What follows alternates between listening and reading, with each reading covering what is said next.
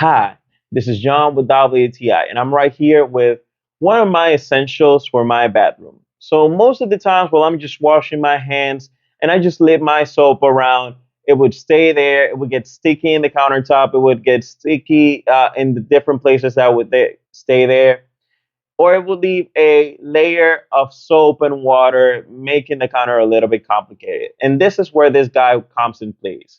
This stand for soap that it was always going to drip all the water or excess of soap. It just does a great job.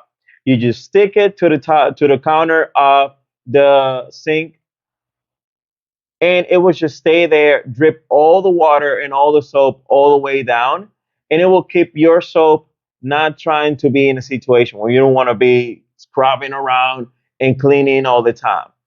It's really good because it stays there. It gives a nice touch to the whole area, and it just works really good.